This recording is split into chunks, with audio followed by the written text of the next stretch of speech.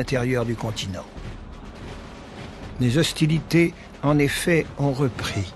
L'Autriche et la Russie ont rejoint l'Angleterre dans la guerre, et une armée russe, forte de plusieurs dizaines de milliers d'hommes, fait route pour s'unir aux Autrichiens. Il faut faire vite pour aller à leur rencontre.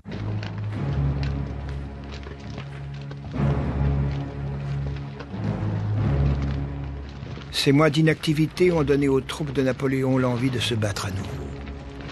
Supérieurement entraînée, formée de soldats qui ont fait les campagnes d'Italie et du Rhin, cette armée mérite bien son nom de grande armée.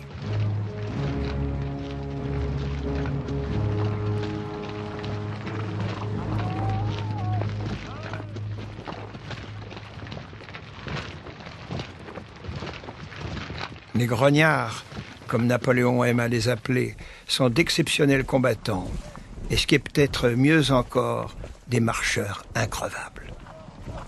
Le petit caporal a inventé une nouvelle façon de faire la guerre au roi. Il se sert de nos jambes, plutôt que de nos baïonnettes. Un soldat de la Grande Armée.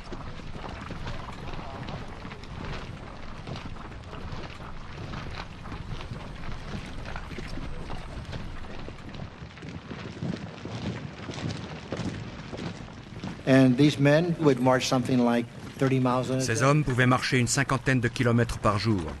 Ils marchaient 4 heures, s'arrêtaient, puis remarchaient 4 heures avant de s'arrêter à nouveau. Ils se procuraient leur nourriture en chemin, donc ils n'étaient pas ralentis par de lourds convois d'intendance. La troupe a un moral à toute épreuve, dû en grande partie à la popularité de Napoléon auprès des soldats, ce fameux culte de l'empereur.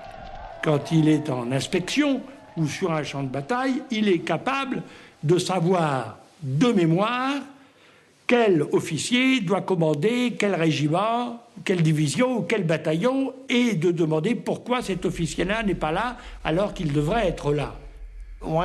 Quel est l'homme le plus courageux de cette unité, demanda-t-il un jour. Et il a dégrafé la Légion d'honneur qu'il portait sur son uniforme pour l'épingler sur la poitrine du soldat. Vous imaginez ce qu'on a raconté dans toute l'armée.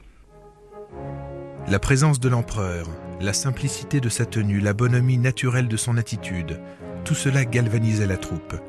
L'art de la guerre, Général Venty. L'image du petit caporal va devenir célèbre bien au-delà de son armée et se répandre dans l'Europe entière.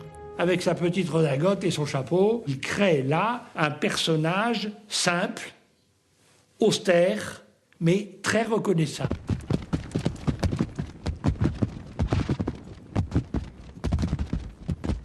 Napoléon demandait beaucoup à ses hommes, mais jamais autant que ce qu'il exigeait de lui-même.